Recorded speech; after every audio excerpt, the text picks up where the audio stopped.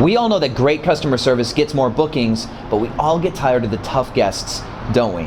So in this video, I'm going to talk to you about a method that I use to make sure that my messages pop every time with every potential guest, and that way I'm not giving up the ghost if I've had a hard day with some hard guests. My name's Rakidzich, this is Airbnb Automated, and let's talk customer service.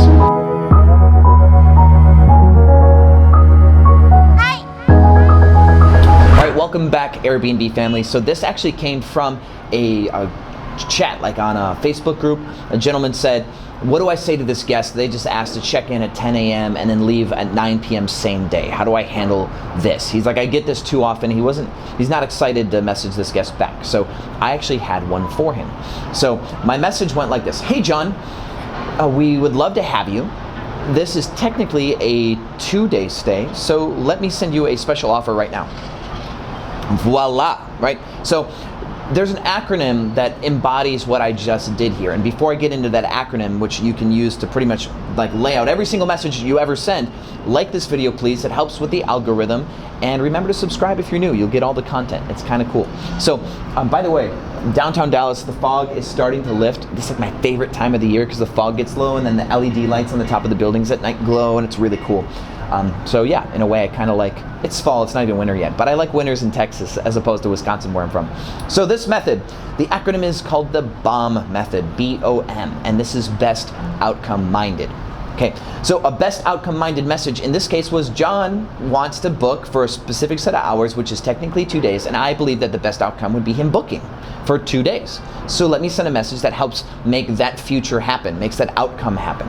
And so you can apply this in many other situations. So a lot of times somebody will book, or somebody send a message, hey, how far is this from the airport? And I have a couple managers that are like 12 miles. That message isn't sufficient.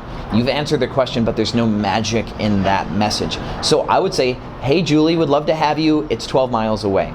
If you need anything else, we're here for you.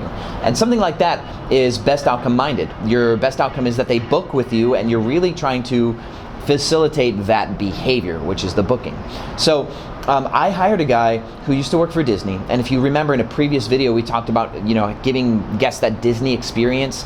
And the tip I gave you in that previous video, if you have not seen this, is to, instead of disappointing a guest, you would frame it in a positive way.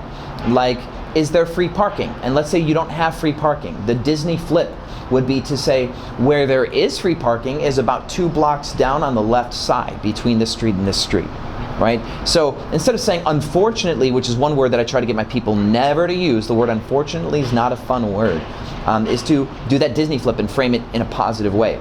Well, I hired this guy that worked for Disney, and he still works with us, but he misinterpreted what I meant by give them the Disney experience. And so he's done a few things, and we'll be talking about that later, but he caught on to our thing, and we're learning from him, and it's really fun having a Disney employee, ex-Disney employee in our customer service team. Way cool. More to come. You can't see planes right now because of all the fog, but we're going to cut that audio out.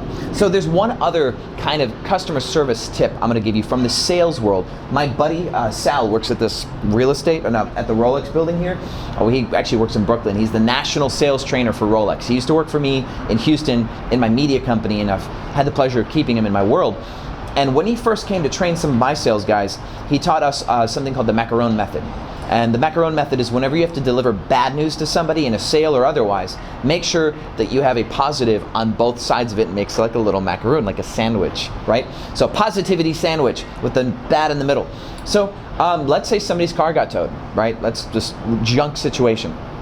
You'd send John a message in the morning. Hey, John, good morning. Hey, positive thing.